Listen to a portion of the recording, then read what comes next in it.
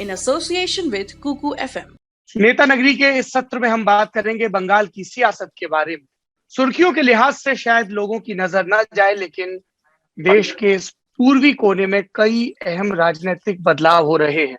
एक तरफ अभिषेक बनर्जी हैं, जिन्हें ममता बनर्जी का राजनीतिक उत्तराधिकारी बताया जाता है, सांसद है, ईडी ने उनसे पूछताछ की। उधर भाजपा के विधायक हैं जो एक एक करके टीएमसी के पाले में जा रहे हैं। मुकुल रॉय ने शुरुआत कर दी थी, उसमें और नए नाम जुड़े। इन सब के अलावा बंगाल की सियासत में किस तरह के बदलाव हो रहे हैं, ममता बनर्जी जो भवानीपुर से बाई इलेक्शन लड़ रही हैं, उनकी क्या तैयारी है और राष्ट्रीय राजनीति पर इसका क्या असर होगा, क्योंकि अंदर खाने खूब चर्चा है कि क्या ममता बनर्जी गैर भाजपाई दलों को एकजुट करने में सफल होंगी, सबसे पहले तो राष्ट्रपति के चुनाव के लिए और उसके बाद लोकसभा के चुनाव के लिए। इस चर्चा में हमारे साथ जुड़ रहे हैं वरिष्ठ पत्रकार जयंत घोषाल और ललन टॉप के हमारे साथी प्रशांत मुखर्जी। जयंत दा, बहुत बहुत स्वागत है आपका एक बार फिर से नेता नगरी। नमस्कार जी। सबसे पहले तो मैं यही जानना चाहता हूं कि जो विधायक कुछ महीने पहले तक ममता बनर्जी के शासन को कुशासन बता रहे थे, टीएमसी के रूल को गुंडा राज बता रहे थे, जमीन पे वो क्या राजनीतिक परिस्थितियां हुई कि इन सबको एक एक करके उसी टीएमसी के पाले में जाना पड़ रहा है।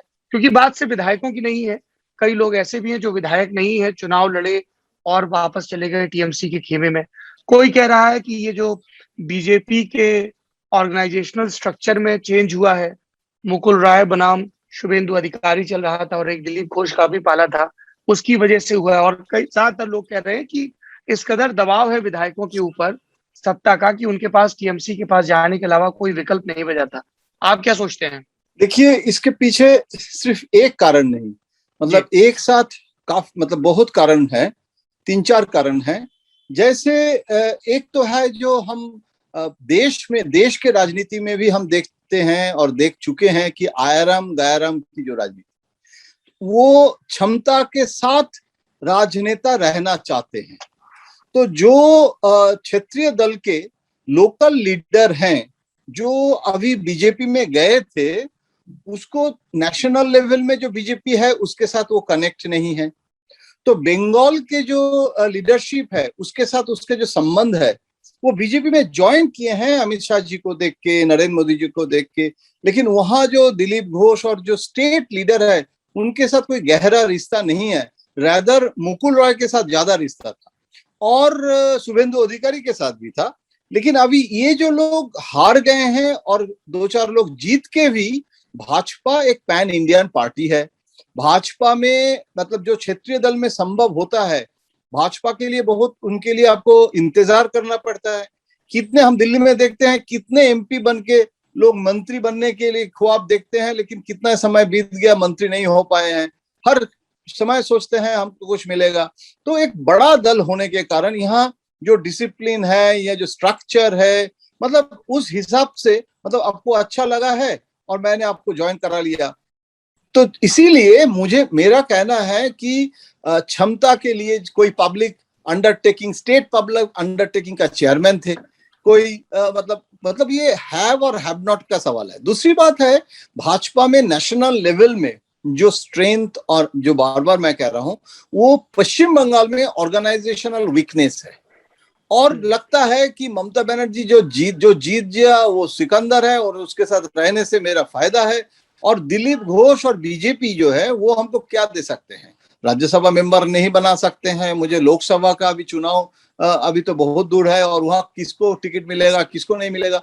तो इसीलिए अच्छा, और तृणमूल के तरफ से भी जो हम लोग कहते हैं ना कि कांटा से कांटा का मतलब उखड़ने का जो राजनीति, तो जो भाजपा ने करते हैं, जैसे हम त्रिपुरा में भी देखते हैं, ममता बनर्जी और तृणमूल कांग्रेस वही करते हैं। मतलब बीजेपी अगर तृणमूल को तोड़ने की कोशिश करके चुनाव के पहले अपने पार्टी में तृणमूल को शामिल किए हैं, तो वैसे अभी तृणमूल भाजपा को तोड़ के भाजपा के लोगों को भी तृणमूल में लाके एक परसेप्शन देने की कोशिश कर रहे हैं। तो इसीलिए मुझे लगता है कि बहुत सारे कारण हैं, लेकिन जो हो रहा है उसमें तृणमूल का पॉलिटिकली कितना फायदा होगा। मान लीजिए मुकुल राय आ गए हैं, लेकिन मुकुल राय आने के बाद ममता बनर्जी मुकुल राय को, एक तो मुकुल राय का हेल्थ कंडीशन ठीक नहीं है, बाकी बहुत सारे लोग आना चाहते हैं जैसे राजीव बनर्जी हार गए हैं डोमजुर में, लेकिन स्टेटमेंट कर रहे हैं, तृणमूल में ज्वाइन करना चाहते हैं। लेकिन अभी ऐसे स्थिति हो रहा है कि एक समय जैसे भाजपा का हुआ था, मतलब तृणमूल से आने से ही आपको लेना पड़ेगा, जैसे कैलाश विजयवर्गीय ने स्टेटमेंट भी कर दिए थे कि हम सबको नहीं ले सकते हैं। आज वो स्थिति ममता बनर्जी को हो रहा है कि अगर वो वापस आ जाए तो उसमें कोई ममता बनर्जी का बहुत बड़ा कुछ फायदा हो जाएगा। और जो फायदा हुआ है, 200 के ऊपर सीट मिला है, अभी वो बीजेपी से आ जाएगा तो क्या अभी बाई इलेक्शन में सब जगह जीत जाएंगे? उनके तो anti incumbency, local anti incumbency वो सब एमएलए का भी था। तो इसीलिए मुझे लगता है कि जो बिग कैनवस पॉलिटिकल जो स्टोरी कहते हैं हम लोग, उसमें ये बहुत माइक्रो एलिमेंट्स हैं। इसमें कोई ममता बनर्जी का राजनीति में भी कोई बदल नहीं होगा, और हमारे लिए स्टोरी है, लेकिन कोई राजनीति में कोई लॉन्ग टर्म जो असर, भाजपा के लिए भी कोई ज्यादा नुकसान हो जाएगा, ममता के लिए बहुत बड़ा फायदा हो जाएगा, मैं ऐसे इस इशू को नहीं देखता हूं सर। Prashant, your take. हाँ, जयंतदा की सारी बातों से अग्रीमेंट में हूँ, बस इसमें एक चीज जोड़ना चाहूंगा, पार्टी सोसाइटी वाली बात।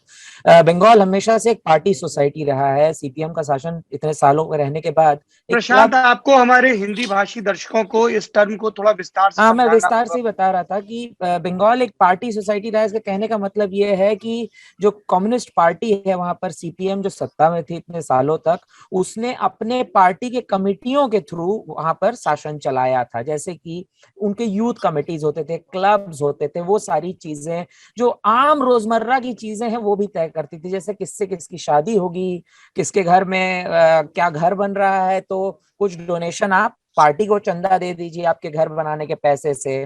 तो ये सारी चीजें जो आम बोलचाल में जो हम रोज मिलते हैं, वो क्लब में लोग जाके मिला करते थे। ये इस तरह का एक समाज था। छोटे छोटे डिसीजंस पार्टी कमिटीज तय किया करती थी, local committee, zonal committee, district committee तक।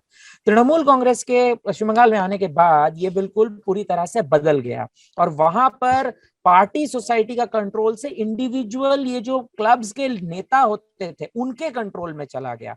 पहले पार्टी के कंट्रोल में था, अब इंडिविजुअल लीडरशिप के कंट्रोल में आ गया। वहीं से कट मनी, तोलाबाजी की बात उठने लगी। जो पैसा पहले पार्टी फंड में और पार्टी कमेटियों को जाता था, वो पैसा तृणमूल के इंडिविजुअल नेताओं को जाने लगा। तृणमूल कांग्रेस के अलग अलग नेता, एक इलाके में अगर 5 नेता होते थे तो 5 नेता कट मनी लेते थे।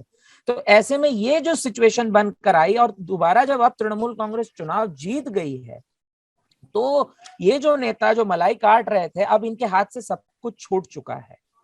बहुत सारे ऐसे भी खबरें आती थी बंगाल से हमेशा कि एक ही गांव में रहते हैं, लेकिन पीने का पानी और राशन की सुविधा अन्य पार्टी के लोगों को नहीं मिल रही है। ये सब कुछ पार्टी कमेटी से चलता था और पार्टी तय किया करती थी। इस वजह से ये लोग जो इस आश में गए थे कि बीजेपी में जाएंगे, उनकी सरकार बनेगी तो हम वहां भी मलाई काट पाएंगे, वो चीज नहीं हो पाया, और ये अब वापस बीजेपी छोड़ तृणमूल में शामिल होना चाहते। इसका एक उदाहरण ये भी है, दिलीप घोष का जो पूरा झाड़ग्राम वाला इलाका है, वहां पर बहुत बढ़िया प्रदर्शन लोकसभा में हुआ था, लेकिन विधानसभा में खराब प्रदर्शन हुआ। खराब प्रदर्शन में कारण बताया गया कि पंचायतों में बीजेपी के जीते हुए नेता वही चीज करने लगे जो तृणमूल के नेता करते थे, मतलब कट मनी और पैसा खाना, ये सारी तमाम चीजें। तो ये एक बहुत बड़ा फैक्टर है जो मुझे लगता है जिस वजह से दल बदल हो रहा है। और इसमें कुछ आंकड़े, मतलब छोटे से मैं बता देता हूं कि दल बदल की शुरुआत तृणमूल के आते ही हो गई थी। उससे पहले डिफेक्शंस बंगाल पॉलिटिक्स में कहीं भी नहीं था। 2011 डिफेक्शन के नाम पे एक दो नाम लेते थे, ब्रतिन सेन गुप्ता, या चले गए वो सीपीएम छोड़ बीजेपी में, ऐसे एक आध नाम आप ले सकते हैं। लेकिन 2011 से अगर मैं 2021 तक बोलूं तो कांग्रेस के 2011 से 2016 तक कांग्रेस के 16 विधायक कांग्रेस छोड़ तृणमूल में शामिल हो गए थे। लेफ्ट के 6 विधायक तृणमूल में शामिल हो चुके थे। 2016 से 21 के बीच कांग्रेस के 18 विधायक तृणमूल छोड़े, लेफ्ट के 4 विधायक तृणमूल छोड़े। तो ये डिफेक्शन ममता बनर्जी का कोर है, ये उन्होंने बना के रखा था। वही डिफेक्शन को बीजेपी ने प्ले किया। अब जब बीजेपी चुनाव हार चुकी है, ये जो लोग मलाई काट रहे थे, इनके जो इंटरनल कॉन्स्पिरेसीज और इंटरनल ट्रबल्स थे, उससे उभरने के लिए ये अब वापस तृणमूल में आना चाहते हैं और मलाई काटना चाहते हैं। चलिए, मेरा दूसरा सवाल आप लोगों से ये है कि बहुत ये बात चल रही थी कि चुनाव के दौरान Prashant Kishor was calling the shots, organization के लेवल पे इसको लेके कुछ मरमरिंग भी थी कि साहब हमें बता रहे हैं आके ये सो कॉल चुनावी रणनीतिकार की पार्टी कैसे चलानी है। कई जगह शफलिंग भी हुई थी उनके रिकमेंडेशंस पर, और कई लोगों ने कहा कि अभिषेक बनर्जी के लिए रास्ता साफ हो रहा है, टीएमसी के ओल्ड गार्ड को हटाकर। तो फिर ये काउंटर आर्ग्यूमेंट आया कि अभिषेक बनर्जी के कहने पर भी टिकट नहीं बांटे गए, वेनेबिलिटी का ख्याल रखा गया है। और जो एक ओल्ड स्टाइल पॉलिटिक्स है रूरल बंगाल में, जिसकी नुमाइंदगी केष्टोदा जैसे नेता करते हैं, उसको रिप्लेस करने की कोशिश चल रही है। और अभिषेक बनर्जी टीएमसी का नया चेहरा होंगे। क्या इन कुछ महीनों में अभिषेक बनर्जी का पार्टी पर और सरकार पर वैसा होल्ड दिखा है कि आगे उनके हिसाब से चीजें हों, उसके हिसाब से अलाइनमेंट शुरू हो? जयंतुदा। बिल्कुल, आप जो बोल रहे हैं मैं उनके साथ सहमत हूं, क्योंकि जैसे आपने वो राजनीतिक उत्तराधिकार के बारे में जिक्र किए थे शुरू में ही, तो अभिषेक बनर्जी को धीरे धीरे मतलब ये तो प्रोजेक्टेड हो गया है।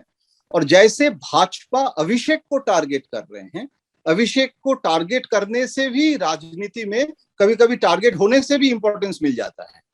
अभी देखिए ना, चुनाव के पहले अभिषेक बनर्जी के घर में सीबीआई और एनफोर्समेंट गए थे और छापा मारा था।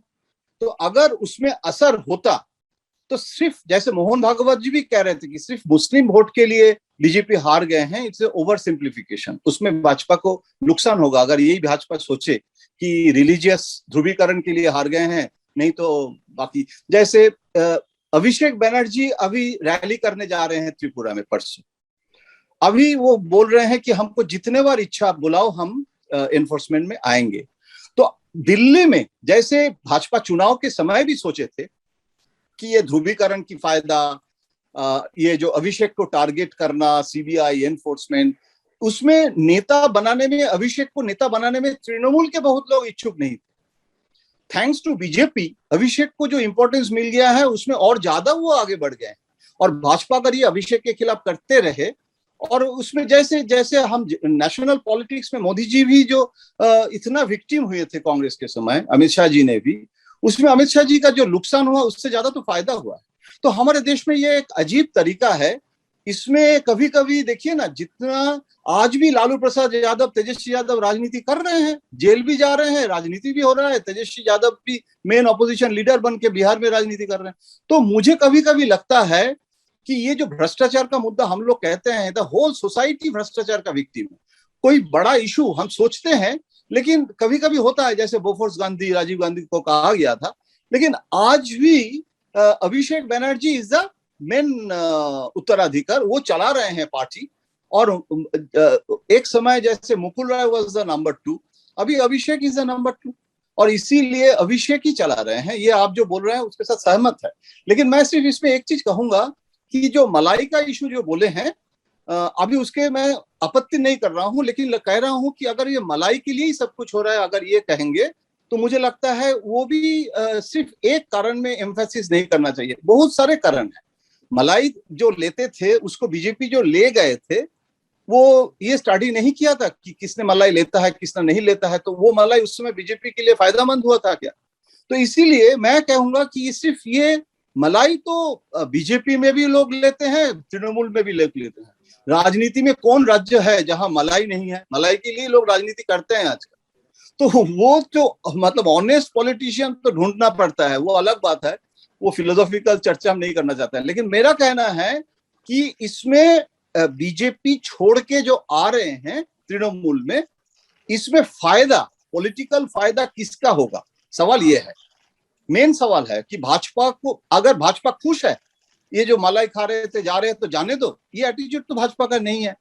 तो तृणमूल इसको यूज करने की कोशिश कर रहे हैं और खींचना चाहते हैं। और इसके बाद देखिए ना, 77 से जैसे 2 सीट अभी बाई इलेक्शन है, एमपी हो गए हैं, वो 2 सीट में बीजेपी जीतेगा या हारेगा वो भी देखने लायक है। अभी भवानीपुर का चुनाव हो गया है, अभी कहां कहां बीजेपी जीतेगा कमिंग डेज में, उसके ऊपर भी बहुत सारा event will create that momentum.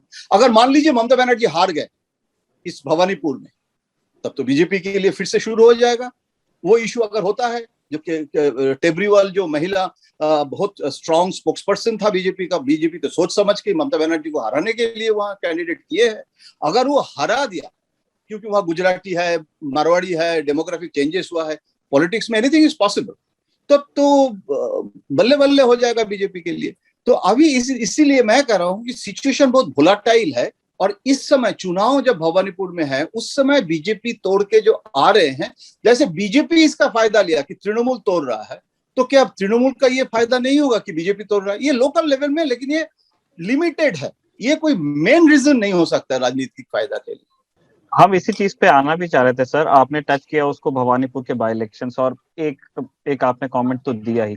हम दोनों चीजें को जानने में दिलचस्पी रख रहे हैं और हमारे दर्शक भी ये जानना चाहते हैं कि एक तो ममता बनर्जी का भवानीपुर से अपना कनेक्शन क्या है, और दूसरा बीजेपी का कौन सा वो पॉलिटिकल विजडम था जिसके तरफ आपने एक इशारा कर दिया है कि उन्होंने प्रियंका टिब्रेवाल को वहां पे उनके खिलाफ खड़ा किया। अभी जो पोस्ट पोल वायलेंस में जितने केसेस हुए हैं उनको भी प्रियंका टिब्रेवाल ने एक तरह से क्रूसेड की तरह लीड किया, कोर्ट्स में फाइल उन्होंने केसेस किए, हाई कोर्ट तक के वो गई हैं, और अभी तक के उनका प्रदर्शन काफी बढ़िया रहा है, कम से कम नेशनल न्यूज में जिस तरह से वो आती हैं। लेकिन क्या जो पोल अरिथमेटिक वहां है, भवानीपुर में है, वहां पे उनके जीत की कोई संभावना है एक्चुअल?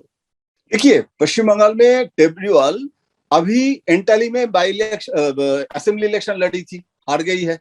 उसके पहले म्युनिसिपैलिटी में काउंसिलर इलेक्शन लड़ी थी, हार गई थी। In spite of that BJP why they have chosen, मैं कह रहा हूं कि इसमें बहुत अच्छी स्ट्रेटेजी है। नंबर 1 है ममता बनर्जी को सिर्फ पॉलिटिकली हराना, that is not the BJP's game. अभी बीजेपी का अगर 356 करके अभी तो वहां राष्ट्रपति शासन करना नहीं है, उसमें भी ममता विल बी विक्टिम। तो अगर आपको विधानसभा चुनाव तक अगर पॉलिटिक्स करना है, और 3 से 77 कम हो गया, लेकिन फिर भी इससे वेरी बड़ा रकम है, और भाजपा के लिए इट्स ए मेजर विक्ट्री। क्योंकि हम लोग बीजेपी पावर में क्यों नहीं आए, ये हाइप अमित शाह जी ने किया था, इसीलिए किया था कि वो 3 से 77 तो हुआ ना, तो जनरल जो है पार्टी का, उसको तो बोलना ही पड़ेगा ना, जीतेंगे जीतेंगे जीतेंगे जीतेंगे बोल के ही तो ये फायदा हुआ है। टिब्रेवाल जो है, she is a very good spokes person, she can talk, English भी बोलते हैं, हिंदी भी बोलते हैं, बंगला भी बोलते हैं, और मारवाड़ी समाज तो है ही, लेकिन जो नॉन बंगाली कम्युनिटी, ये जो भवानीपुर सीट में, Bhawanipur it is in south Calcutta, but by nature it's a north Calcutta. North Calcutta का जो ओल्ड सिटी का जो फेनोमेनन होती है, जैसे रेनेसा सिटी जिसको विवेकानंद, विद्यासागर सब लोग नॉर्थ कैलकाटा में, मतलब that was the birth, south Calcutta तो बाद में हुआ, लेकिन साउथ कैलकाटा में नॉर्थ कैलकाटा का फेनोमेनन सिर्फ भवानीपुर एक कॉन्स्टिट्यूएंसी है जहां है।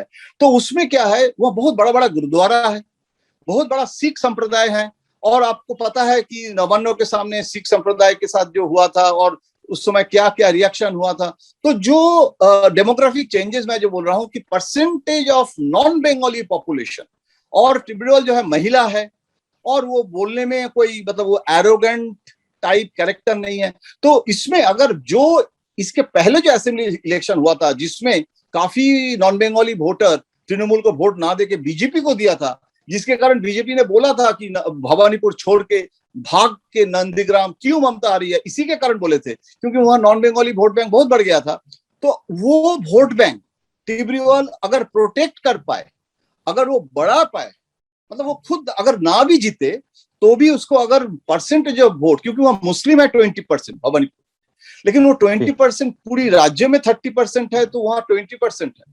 लेकिन बाकी जो नॉन कम्युनिटी, मतलब नॉन बंगाली कम्युनिटी जिसको कहते हैं, क्योंकि ममता बनर्जी जो असेंबली में बाहरी का इशू उठाया था, मुझे लगता नहीं है कि भवानीपुर में वो करने वाले हैं, क्योंकि अभी तो उसको पैन इंडियन पॉलिटिक्स में जाने का इच्छा हुआ है, ऑपोजिशन पॉलिटिक्स। उसके लिए अगर आप बाहरी और ये सब करेंगे तो आप दिल्ली में तो आपको रिजेक्ट करेंगे ना, तो इसीलिए वो पॉलिटिक्स अभी वो खेल नहीं खेलना चाहते हैं।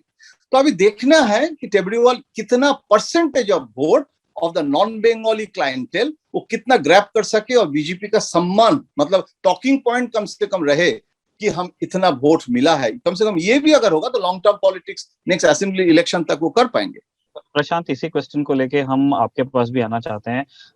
सर ने प्रियंका के बताया, हम चाहते हैं कि आप हमारे दर्शकों को बताएं कि ममता बनर्जी का अपना कनेक्शन विद भवानीपुर क्या है, 1, और दूसरा जो इस एपिसोड की रिकॉर्डिंग से पहले हम बात कर रहे थे कि वेस्ट बंगाल में डिफेक्शंस होते हैं लेकिन लोग अपनी पार्टीज नहीं छोड़ते हैं, वो सिंबल उनका पुराना बना रहता है, लेकिन उनको जिस खेमे में जाके बैठना होता है वो वहां होते हैं। अब ये बड़ी दिलचस्प चीज लगी, जैसे हिंदी पट्टी में ज्यादातर हम यही देखते हैं कि अगर आप पार्टी छोड़ते हैं तो आपकी सांसदीय या विधायकी भी जाती है, नहीं जाती है तो आप स्पीकर के पास चले जाते हैं डिस्क्वालिफिकेशन के लिए, वहां पे भी अगर आपकी दादागिरी चल जाए तो फिर आप कोर्ट से ऑर्डर लेके आ जाते हैं। ये वेस्ट बंगाल में होता नहीं है, अभी भी होता दिख नहीं रहा है। शुभेंदु अधिकारी के जो पिताजी हैं वो अभी भी टीएमसी में ही हैं।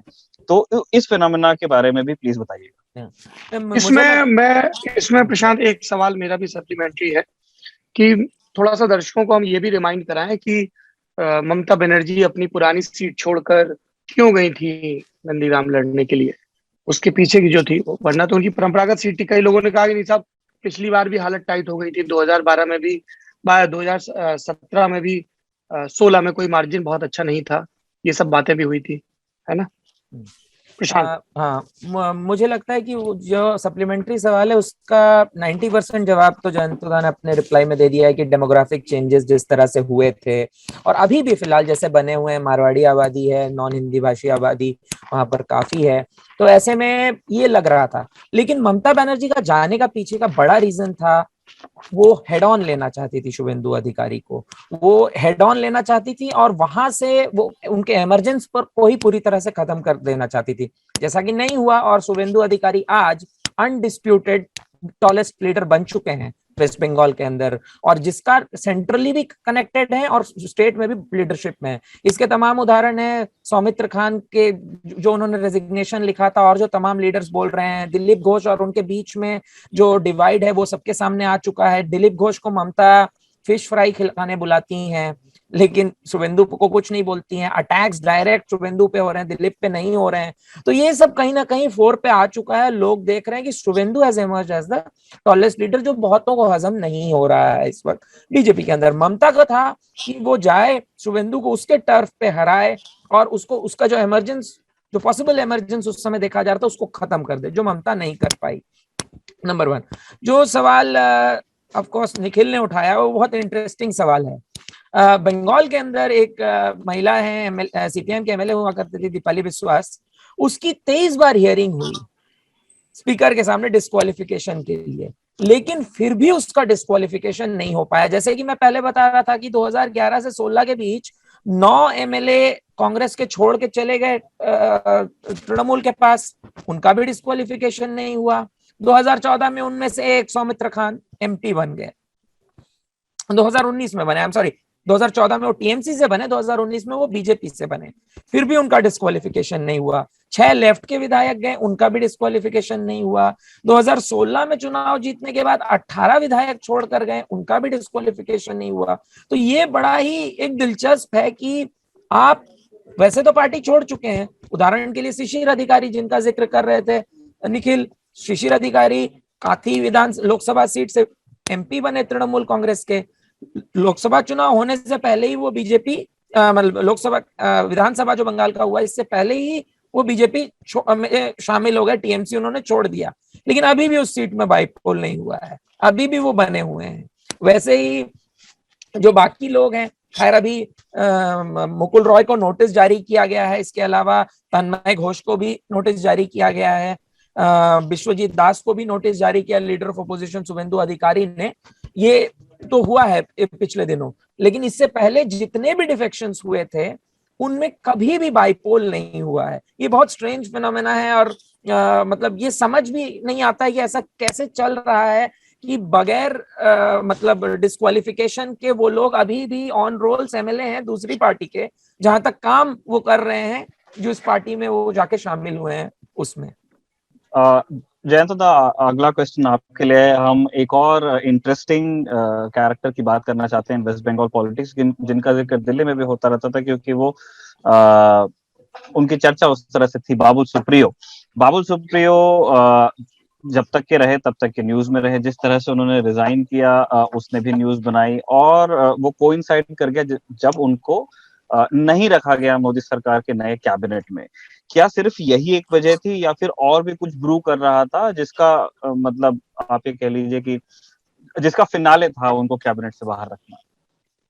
देखिए, बाबुल सुप्रियो प्रधानमंत्री जी को मैंने बहुत नजदीक से देखा कि प्रधानमंत्री जी कितना स्नेह बाबुल सुप्रियो को करते थे। मतलब वो कुछ लोग कहते हैं कि बाबुल सुप्रियो को बाबा रामदेव बहुत पसंद करते थे और उनके जो नॉमिनेशन के समय बाबा रामदेव जी ने बहुत स्ट्रांगली रिकमेंड किए थे। मेरा कहना है वो तो बहुत सारे लोग बाबुल सुप्रियो, क्योंकि he is a popular singer, Bombay में लोग जानते हैं, लेकिन बाबुल सुप्रियो को प्रधानमंत्री जी, मतलब आपने बाबुल के जो पत्नी, बच्चे सबको लेके यूजुअली जो प्रधानमंत्री कभी करते नहीं है, अपने प्लेन में वो जो बाबुल के आसनसोल में जब रैली वैली हुई थी तो वो परिवार लेके गए थे और इतना फैमिली रिलेशनशिप, और प्रधानमंत्री जी के जो रूम में वो वॉकिंग करते थे वो प्रोजेक्ट लेके और बहुत काम भी कर रहे थे, बहुत एक्टिव थे। बाबुल का प्रॉब्लम अचानक शुरू नहीं हुआ है, क्योंकि बाबुल का मेन प्रॉब्लम स्टेट लीडरशिप खासकर दिलीप घोष के साथ हुआ। और एक बार तो आसनसोल में प्रधानमंत्री जी की रैली में पब्लिकली दोनों का झगड़ा, मतलब वो लाइव टेलीकास्ट हो गया, क्योंकि बाबुल का कहना है कि मेरा जो फोटो है वो नहीं देते हैं, दिलीप घोष का आसनसोल मेरा कॉन्स्टिट्यूएंसी है, वहां दिलीप घोष और प्रधानमंत्री जी का फोटो है, मेरा फोटो नहीं है। ये पब्लिक एक वो कन्वर्सेशन चल रहा था। और दिलीप घोष और बाबुल सुप्रियो का ये जो मतलब अपने ऑर्गेनाइजेशनल जो प्रॉब्लम, ये बेसिकली जो रूट इधर है। लेकिन अभी क्या हुआ, मंत्री से हटाने से कारण वो इमोशनल हर्ट हुआ।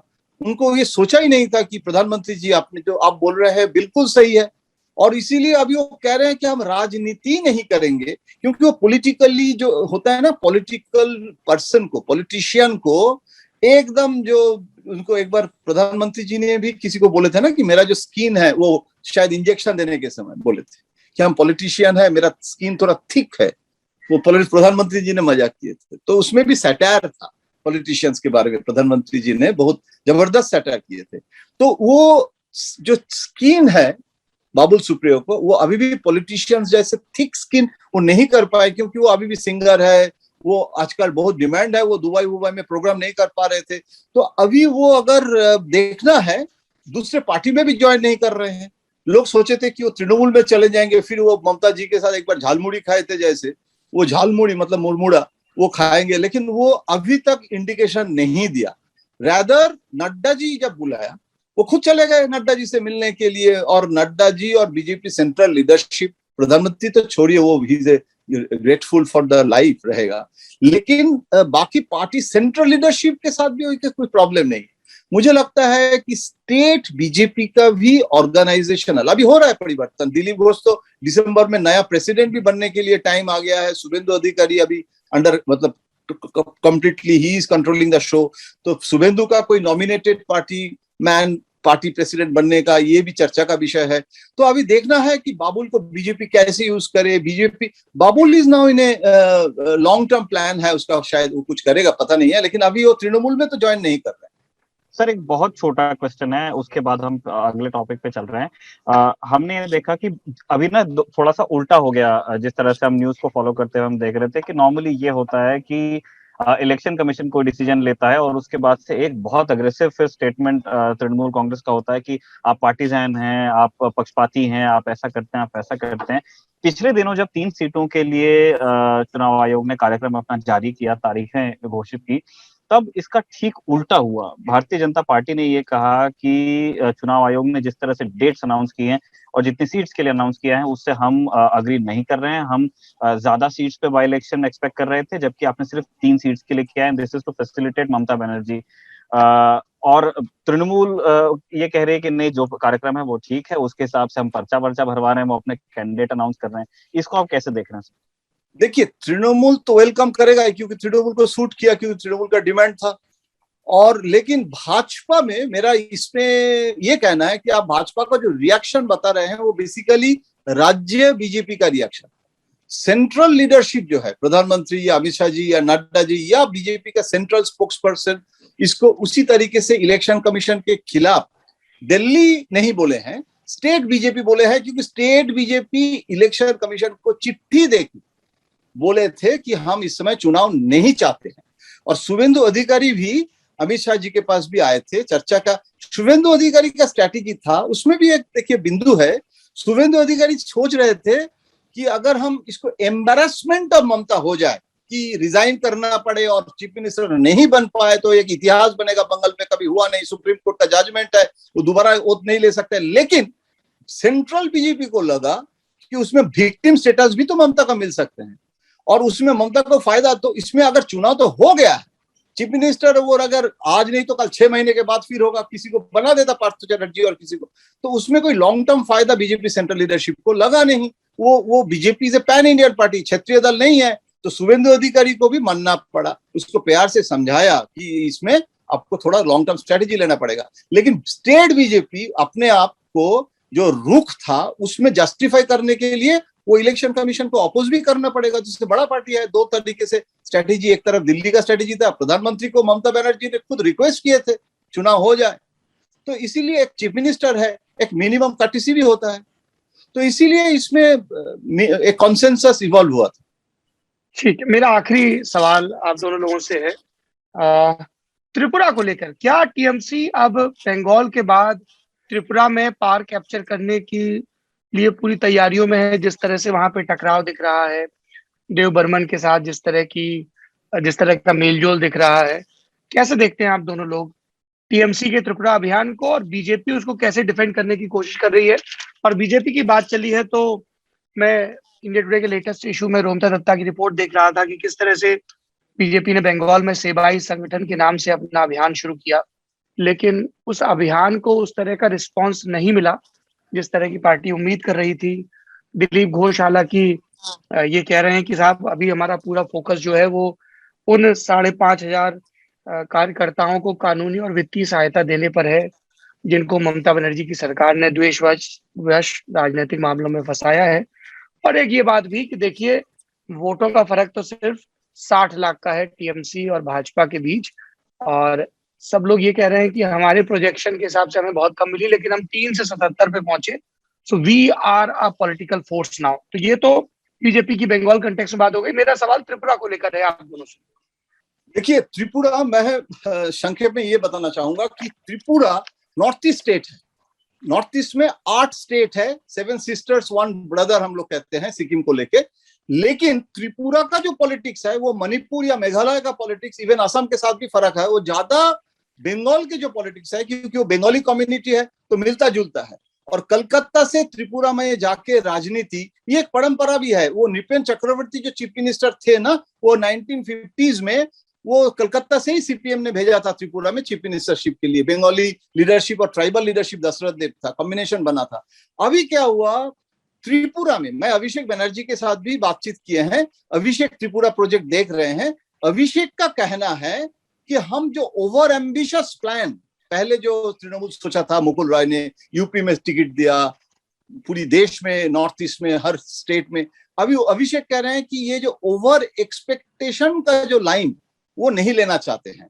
अचीवेबल जहां है वो मैं सिर्फ अचीव करने के लिए कोशिश करूंगा। तो हमको यूपी बिहार छोड़ के हम त्रिपुरा 2 लोकसभा सीट है, छोटा राज्य है, लेकिन उसमें बीजेपी का एंटी इनकम्बेंसी है। और समीर बर्मन का जो बेटा है सुदीप बर्मन, जो एंटी विप्लव देव है, जो उस समय मुकुल रॉय के पास तृणमूल में आने के सब बंदोबस्त हो गया था, लेकिन बीजेपी उस समय पूरा कंप्लीटली मुकुल रॉय को लेके त्रिपुरा में वो पूरा पॉलिटिकल स्पेस बीजेपी में चला गया था। और एंटी जो पॉलिटिक्स था उस समय, वो एंटी इनकम्बेंसी का पॉलिटिक्स का बीजेपी ने फायदा लिया। अभी विप्लव देव का एंटी इनकम्बेंसी है, लेकिन सेंट्रल लीडरशिप, आप जानते हैं बीजेपी का स्टाइल जो है वो अचानक चीफ मिनिस्टर बदलना, वो सब जो इंदिरा गांधी का स्टाइल था वो नरेंद्र मोदी जी का नहीं है। वो तो हरियाणा में, महाराष्ट्र में, कहाँ सब हर जगह चीफ मिनिस्टर का। तो उसमें कांग्रेस जैसे दुविधा में छत्तीसगढ़ में है, वैसे बीजेपी वो सिचुएशन तैयार नहीं करना चाहते हैं। तो उसमें भी नुकसान होता है ना, जैसे माधवराव सिंधिया और कमलनाथ का हुआ था। तो इसीलिए बीजेपी वो रिस्क जो है पॉलिटिक्स, जो वो adventurism, change of chief minister करके, येदियुरप्पा भी चेंज करने में भी दूसरा कास्ट फैक्टर लेके कितना समय लगा, कितना एज है, फिर भी चेंज नहीं किया, अभी चेंज हुआ। तो इसीलिए विप्लव को चेंज नहीं करना चाहते हैं। लेकिन बीजेपी, अभी देखिए सीपीएम भी एग्रेसिव हो गए हैं, और वहां सीपीएम कितना स्पेस लेगा, कितना तृणमूल लेगा, ये सब देखने लायक है। लेकिन ये आप जो बोल रहे हैं बिल्कुल सही, बीजेपी का भी एंटी इनकम्बेंसी हो रहा है, लॉ ऑफ नेचर है। और उसका फायदा अभी जैसे सीपीएम को ना मिले, तृणमूल को मिलना चाहिए। इसके लिए तृणमूल सिर्फ त्रिपुरा में, इवन त्रिपुरा का असेंबली इलेक्शन 2023 में है, 2022 में एक राज्यसभा सीट खाली हो रहा है, लेकिन 2024 के पहले होगा। असम में तो बहुत दिन बाकी है, इसीलिए असम में भी नहीं जा रहे हैं, सिर्फ त्रिपुरा में ये लोग कॉन्सेंट्रेट कर रहे हैं। और भाजपा का सुनील देवधर जैसे आरएसएस लीडर जो त्रिपुरा में बहुत समय दिए थे, अभी सुनील देवधर भी त्रिपुरा में जाके विप्लव देव के साथ मीटिंग करके, क्योंकि वो नाराज थे, उसको भी बीजेपी ने, आरएसएस को इन्वॉल्व किए। तो अभी देखना है, आरएसएस भी चुपचाप तो बैठे नहीं रहेंगे। बीजेपी का जो फॉल्ट लाइन है उसको रिपेयर करने में भी बीजेपी पूरी ताकत लगाएगा। त्रिपुरा छोटा राज्य है लेकिन बांग्लादेश बॉर्डर है, और बांग्लादेश के साथ हसीना जी के साथ जो संबंध है मोदी जी का, उसमें Biplab is playing a very important role. Agartala में power project, development, double engine, बहुत कुछ है। तो अभी इस समय, लेकिन this is a new thing कि तृणमूल इज एग्रेसिवली कोशिश कर रहे हैं वो वैक्यूम जो ऑपोजिशन का वैक्यूम सीपीएम को ना मिले और वो तृणमूल को मिले। इस बार कांग्रेस तो खत्म ही हो गया है, तो इसीलिए this is the game plan. अभी कौन जीतेगा कौन हारेगा वो तो इंतजार करना पड़ेगा। Prashant, you want to comment on that? हाँ, छोटा सा एक कमेंट है इसमें बस कि त्रिपुरा ट्रेडिशनली एक ट्राइबल सोसाइटी थी, लेकिन जब इमिग्रेशन हुआ वहां, तो वहां पर जो बंगाली पॉपुलेशन मूव किया वो वहां के स्पीयर को पूरी तरह से कैप्चर कर लिया। जैसे उदाहरण के लिए छोटे से दुकान खोले उन्होंने शुरू में, वहां पर दुकान से बेचते हुए धीरे धीरे धीरे पेटी बुर्जुआ मतलब थोड़ा बहुत धनराशि इकट्ठा की और पॉलिटिकल स्पेस कैप्चर किया। वहां से उदय रहा, जैसे अभी बता रहे थे जयंतोदा की निपेन चक्रवर्ती कलकत्ता से गए और वहां के दशरथ देव इकलौते ट्राइबल लीडर, इकलौते ट्राइबल सीएम जो त्रिपुरा के रहे हैं सीपीएम की तरफ से, वो थे। तो ये बना एक पूरा मोमेंटम। उसके बाद मानिक सरकार का शासन रहा लंबे समय तक। अभी त्रिपुरा में पॉलिटिकल वैक्यूम जो क्रिएट हुआ था एक एंटी इनकम्बेंसी, तो उसको बीजेपी ने कैप्चर किया था। लेकिन हमें ये नहीं भूलना चाहिए कि ये पूरी की पूरी कांग्रेस लीडरशिप जो थी 2018 के चुनाव के बाद, वो पूरी तरह से तृणमूल में शिफ्ट हो गई थी। वो एक बार ऑलरेडी हो चुका है, ये कोई पहला अटेम्प्ट नहीं है। और ये भी है कि ममता का बयान भी था कि सीपीएम को हमने बंगाल से खदेड़ा है, त्रिपुरा से खदेड़ेंगे, लेकिन वो नहीं खदेड़ पाए, बीजेपी ने खदेड़ दिया 2018 के चुनाव में। अब त्रिपुरा का इलेक्शन जो हमेशा से बाइपोलर रहा है, इस बार मल्टीपोलर हो सकता है, क्योंकि जिस तरह की ताकत इस वक्त तृणमूल कांग्रेस लगा रही है वहां पर, उसमें मल्टीपोलर होने का एक बड़ा कारण है कि अटैक तृणमूल के खिलाफ नहीं हो रहा है त्रिपुरा के अंदर, त्रिपुरा में अटैक हो रहा है सीपीएम के खिलाफ। जितने सीपीएम के ऑफिस पिछले 5, 7, 8 दिनों में जलाए गए हैं, तो दशरथ देव की स्टैचू गिराई गई है, और ये जो तमाम चीजें हुई हैं, इससे समझ आ रहा है कि अटैक सीपीएम के ऊपर है, तो वो स्पेस भी कम होगा। सीपीएम और श्रिंक करेगी, ऑलरेडी श्रिंक कर चुकी है 2018 के बाद, 19 में भी श्रिंक की सीपीएम, बाद में पंचायत चुनावों में भी श्रिंक की। लेकिन एक फैक्टर जो वहां अभी भी शायद उसका फायदा बीजेपी को मिल सकता है, वो है ट्राइबल। बगैर ट्राइबल सपोर्ट के वहां पर सरकार बनाना बहुत मुश्किल है। अगर तृणमूल किसी तरह से ट्राइबल सपोर्ट को पाने में कामयाब होती है, तो तृणमूल बहुत एडवांस पोजीशन में होगी।